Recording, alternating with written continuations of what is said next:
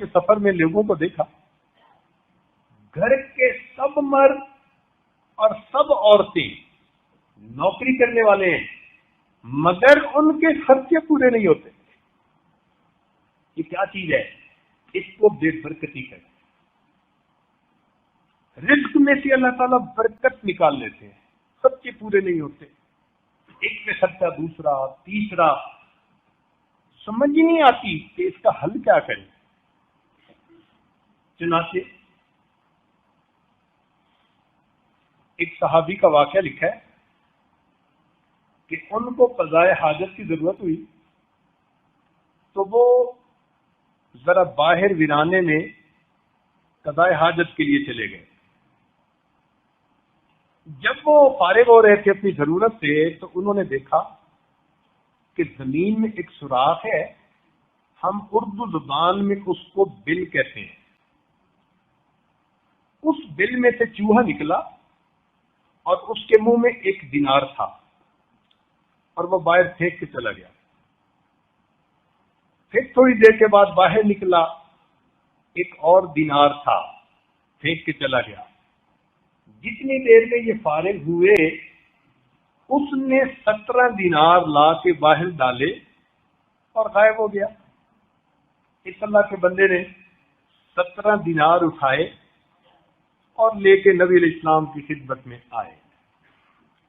صحابہ رضی اللہ عنہ کی ایک خوبصورت عادت یہ تھی کہ جب بھی کوئی نئی بات پیش آتی وہ نبی علیہ السلام سے پوچھا ضرور کرتے تھے کہ اس کا حکم کیا ہے۔ چنانچہ نبی علیہ السلام کی خدمت میں حاضر ہوئے، پوچھا اے اللہ کے محبوب، میرے ساتھ یہ واقعہ پیش آیا، میرے لیے ان پیسوں کا کیا حکم، استعمال کر سکتا ہوں یا کسی کو دے دوں یا کیا کروں؟ نبی علیہ السلام نے اسے فرمایا کہ دیکھو یہ تمہارا رزق ہے، یہ تمہارا رزق ہے، اللہ تعالیٰ نے اپنی مخلوق کے ذریعے سے تمہیں دلوا دیا۔ تو جب کبھی میں حدیث کا یہ واقعہ پڑھتا ہوں نا تو حیران ہو کے سوچتا ہوں کہ یا اللہ، صحابہ کرام کی زندگیوں میں اور ہماری زندگیوں میں اتنا فرق ہے۔ ان کو بلوں سے رزق ملتا تھا اور ہم پورا مہینہ جو کماتے ہیں وہ بلوں میں چلا جاتا ہے۔ یہ بجلی کا بل، یہ ٹیلی فون کا بل، یہ انشورنس کا بل، یہ گیس کا بل، اور بل ہی نہیں جان چھوڑتے۔ بل دیکھ کے دل کو کچھ ہوتا ہے، یہ کیا اور مصیبت آ گئی، برکت نکل گئی۔ تو اس لیے آج ہمارے رزق میں برکتیں کیسے آ جائیں، اس کے لیے ہمیں گناہوں سے بچنا ہوگا، اور اگر ہم گناہ کریں گے تو بے برکتی۔ اتنا کمائیں گے اللہ تعالیٰ ضرورتوں کو اتنا بنا دیں گے، پھر روتے پھریں گے، پھر ہمت کوشش کر کے اتنا کمانے کے اسباب بنائیں گے، اللہ تعالیٰ ضرورتوں کو اتنا بنا دیں گے، پھر روتے پھریں گے۔ جتنا ہم زیادہ کماتے جائیں گے اللہ تعالیٰ ہماری ضرورتوں کو بھی ربر کی طرح کھینچ کے بڑھاتے چلے جائیں، پورا ہی نہیں ہوگی ضرورتیں۔ ایک ہی اس کا حل کہ ہمارے رزق میں برکت آ جائے۔ برکت کہتے ہیں انسان کے پاس جو کچھ ہوتا ہے وہ اس کی ضرورتوں کے لیے پورا ہو جاتا ہے، اس کو غیر کی محتاجی نہیں آتی، اس کو برکت کہتے ہیں۔ چنانچہ ایک مرتبہ یہ عاجز اپنے گھر میں دوستوں کو مراقبہ کروا رہا تھا مہمان خانے میں، تو مجھے ایک پیغام آیا گھر سے کہ جی آپ جلدی اندر آئیں، ایک خاتون آئی ہے اور وہ آدھا گھنٹہ ہوا زاروں قطار ہو رہی ہے، ایسے لگتا ہے کہ وہ بہت ہی زیادہ دکھی عورت ہے۔ خیر ہم نے مجلس برخاست کی، گھر میں گئے تو پردے کے پیچھے وہ خاتون بیٹھ گئی۔ میں نے اس سے پوچھا بی بی آپ کو کیا ہوا، کیوں آپ اتنی پریشان ہیں، غمزدہ ہیں؟ وہ کہنے لگی جی کہ میں فلاں ایک بڑے شہر کا نام لیا، وہاں سے آئی ہوں، ایک بڑے صنعت کار کی بیوی ہوں، میرا خاوند کئی کمپنیوں کا چیئرمین ہے، گروپ آف کمپنیز کا چیئرمین، ہم رشتہ دار بھی ہیں مگر آپس میں پسند کی شادی بھی ہے، مجھے اس نے ایک محل نما مکان بنا کے دیا ہوا ہے اور گھر کے اندر نوکر چاکر، کچن میں لوگ، فلاں میں لوگ، سیکیورٹی کے لوگ، ڈرائیور، ایک لشکر ہے جو اس نے رکھا ہوا ہے۔ اس نے مجھے اپنی طرف سے تو بڑا سکون میں رکھا ہے اور نعمتوں میں رکھا ہے، اور گھر کے سارے خرچے بھی وہی دیتا ہے۔ 7 سال ہماری شادی کو ہو گئے، میری اولاد نہیں، مگر میری پریشانی کی یہ وجہ نہیں ہے، کیونکہ خاوند مجھ سے خوش ہے، میں خاوند سے خوش ہوں، اللہ تعالیٰ نے چاہا تو وہ ہمیں اولاد عطا کر دے گا۔ میں نے پوچھا کہ پھر پریشانی کی وجہ کیا؟ کہنے لگی کہ پریشانی کی وجہ یہ ہے کہ میرا خاوند مجھے میرے ذاتی خرچے کے لیے ہر مہینے میں کنورٹ کر کے فگر بتا رہا ہوں، فقط $2000 دیتا ہے ذاتی خرچے کے لیے، اور میرے خرچے پورے نہیں ہوتے۔ اور یہ کہہ کے اس نے پھر رونا شروع کر دیا۔ یا اللہ، ایک عورت کو اس کا خاوند $2000 ہر مہینے پرسنل ایکسپینسز کے لیے دیتا ہے، اور وہ روتی ہے یہ کہ میرے خرچے پورے نہیں ہوتے۔ خیر تھوڑی دیر تو وہ روتی رہی، ہم نے بھی رونے دیا۔ پھر اس کے بعد کہا کہ بی بی، اب آپ اگر چاہتی ہیں کہ اس کا کوئی حل نکلے تو میں آپ کو اس کا حل بتاتا ہوں۔ کافی پڑھی لکھی خاتون تھی، کہنے لگی جی آپ بتائیں۔ میں نے کہا کہ آپ یہ سمجھتی ہیں کہ آپ کے اتنے پیسوں سے خرچے پورے نہیں ہوتے، اور میں فقیر یوں کہتا ہوں کہ اگر آپ کے میاں آپ کو 2000 کی جگہ 4000 بھی دینا شروع کر دیں تو آپ کی پریشانیاں ختم نہیں ہوتی۔ اب جب اس نے ایسی واضح سی بات سنی نا تو بڑی حیران ہو گئی، کہنے لگی پیر صاحب آپ تو ایسا نہ کہیں۔ میں نے کہا جو حقیقت ہے وہ تو آپ کو بتانی ہے۔ کہنے لگی جی 4000 سے میرے خرچے کیوں نہیں پورے ہوں گے؟ میں نے کہا بی بی، زندگی کی ایک ترتیب ہوتی ہے، اس ترتیب پر اللہ تعالیٰ کی مدد اترتی ہے، برکت اترتی ہے، آپ کی وہ ترتیب نہیں ہے۔ آپ پڑھی لکھی اونچے طبقے کی خاتون ہیں، پردے کی پرواہ نہیں، نمازوں کی پرواہ نہیں، حلال حرام کا خیال نہیں، کبھی اس محفل میں کبھی اس محفل میں۔ جب اللہ تعالیٰ کے حکموں کو آپ اس طرح توڑتی پھریں گی، نبی علیہ السلام کی سنتوں کو یوں چھوڑتی پھریں گی، تو اللہ تعالیٰ آپ کے دل میں سکون نہیں آنے دیں گے، مل ہی نہیں سکتا سکون آپ کو۔ کہنے لگی جی کہ سکون مل کیسے سکتا ہے؟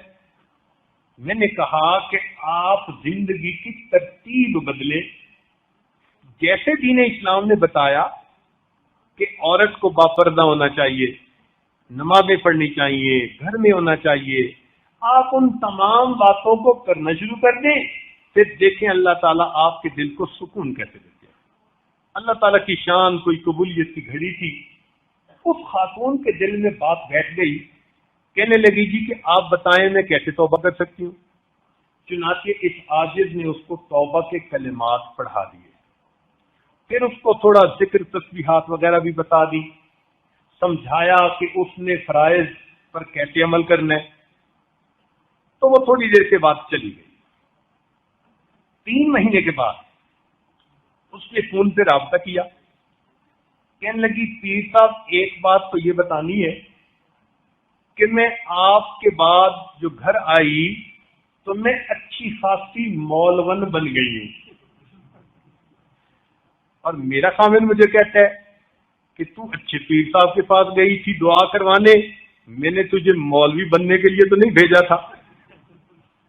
کہنے لگی پردہ بھی کرتی ہوں، نمازیں بھی پڑھتی ہوں، کبھی کبھی تہجد بھی نصیب ہو جاتی ہے، تسبیحات بھی پڑھتی ہوں، اور آپ کو یہ بتانا تھا کہ میں بڑی پرسکون زندگی گزار رہی ہوں، میرے خرچے فقط $500 میں پورے ہو جاتے ہیں، ہر مہینے $1500 میں یتیموں اور بیواؤں پر خرچ کر دیتی ہوں۔ جب احکام الہی ٹوٹ رہے تھے تو اتنی رقم بھی اس کے لیے پریشانیاں دور ہونے کا سبب نہیں تھی۔ جب اللہ تعالیٰ کی برکت اتر آئی، اتنی سی رقم اس کی ضرورتوں کے لیے پوری، اور باقی رقم کو وہ اللہ کے راستے میں خرچ کر دے۔ تو بھائی اگر اللہ تعالیٰ کے حکم ٹوٹتے رہیں گے، یہ ہو ہی نہیں سکتا کہ دل میں اطمینان ہو۔ جس کے پاس کوئی بھی پریشانی نہیں نہ ہوگی، اس کو فیئر آف ان نون رہے گا۔ یہ بھی ایک عجیب بیماری ہے۔ بھائی آپ کیوں پریشان ہیں؟ کہتے ہیں جی بس دل میں خوف سا رہتا ہے، اس کو کہتے ہیں فیئر آف ان نون، پتہ ہی نہیں کیسا خوف۔ اسی لیے آج 2 بیماریاں بہت عام ہیں۔ ایک بیماری کا نام ڈپریشن اور دوسری بیماری کا نام ٹینشن۔ ہر دوسرے بندے سے پوچھو، کوئی ڈپریشن کا مریض تو کوئی ٹینشن کا مریض۔ اور ڈاکٹروں کا کام آسان ہو گیا۔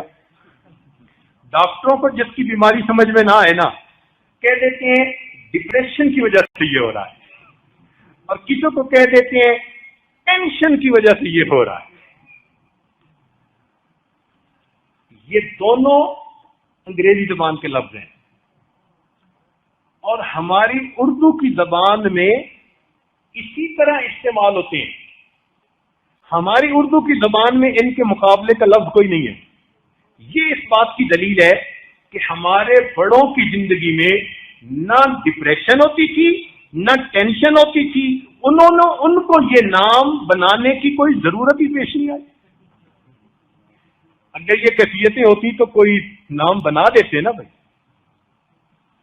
یہ کیفیتیں تب سے آنی شروع ہوئی جب ہم نے غیروں کی نقلیں اتارنی شروع کی، ان کے طرز زندگی کو اپنانا شروع کیا، ان کی کیفیتیں ہمارے اندر آنی شروع کی۔ ورنہ مومن، اس کا ڈپریشن سے کیا تعلق ہے؟ مومن کا ٹینشن سے کیا تعلق ہے؟ یاد رکھنا، جس کا خدا سے تعلق ہوتا ہے اس کا بے چینی سے کوئی تعلق نہیں ہوتا۔ الا بذکر اللہ تطمئن القلوب، جان لو اللہ کے نام کے ساتھ دلوں کا اطمینان وابستہ ہے۔ نہ دنیا سے، نہ دولت سے، نہ گھر آباد کرنے سے، تسلی دل کو ہوتی ہے خدا کو یاد کرنے سے۔ اللہ کی یاد سے دلوں کو سکون مل جاتا ہے۔ تو چھوٹی عمر کا واقعہ ہے، عجیب بات ہے کہ مجھے یاد آ جاتا ہے۔ ہم اپنے بڑے بھائی کے ساتھ ایک ولیمہ میں شریک ہوئے، وہ کسی 4 اسٹار ہوٹل میں ولیمہ ہونی تھی، تو وہاں ہم نے پہلی مرتبہ دیکھا، چونکہ چھوٹے بچے تھے، تو ہم نے دیکھا کہ اتنی بڑی بڑی ٹرے میں انہوں نے کھانا رکھا ہوا ہے، بوفے سسٹم، اور ہر ٹرے کے نیچے انہوں نے نا ایک بتی جلائی ہوئی ہے، جتنے ٹرے اتنی بتیاں جل رہی ہیں۔ اب چونکہ ایک نئی چیز دیکھی تو چھوٹے بچے پوچھتے ہیں نا، تو ہم نے وہ ویٹر سے پوچھا یہ بتیاں کیوں جلائی ہوئی ہیں؟ وہ کہتے ہیں جی کہ کھانے میں 2-4 گھنٹے لگیں گے، تو جتنی دیر کھانا پڑا رہے گا یہ بتی اس کھانے کو گرم رکھے گی۔ وہ بچپن کا گزرا ہوا واقعہ آج بھی تصور کی نظروں میں اسی طرح یہ ہے سامنے ہے یوں محسوس ہوتا ہے کہ جو انسان اللہ رب العزت کی نافرمانی والی زندگی کو اختیار کر لیتا ہے، اللہ تعالیٰ اس کی زندگی میں پریشانیوں کی بتی جلا دیتے ہیں۔ وہ ہیٹ سورس اس کو گرم ہی رکھتا ہے، جو مرضی کرتا پھرے۔ کبھی اس کی بیوی بتی بن جاتی ہے، ہیٹ مل رہی ہے، کبھی بیٹی بتی بن جاتی ہے، ہیٹ مل رہی ہے، کبھی بزنس بتی بن جاتا ہے، ہیٹ مل رہی ہے، کبھی اپنی ہیلتھ بتی بن جاتی ہے، ہیٹ مل رہی ہے۔ کوئی نہ کوئی سبب اللہ تعالیٰ ایسا بنا دیتے ہیں جو اس بندے کو وارم رکھتے ہیں، گرم رکھتے ہیں، پریشان رکھتے ہیں، سکون نہیں ملتا۔ کہا کرتے ہیں لوگ کہ دریا میں رہنا مگرمچھ سے بیر۔ او اللہ کے بندو، اگر دریا میں رہنا ہو تو مگرمچھ سے بیر نہیں چلتا، تو دنیا میں رہنا اور دنیا کے بنانے والے سے بیر کیسے چلے گا؟ ہم اگر اللہ کے حکم کو توڑیں گے، اللہ تعالیٰ میں سکھ کی نیند نہیں سونے دیں گے۔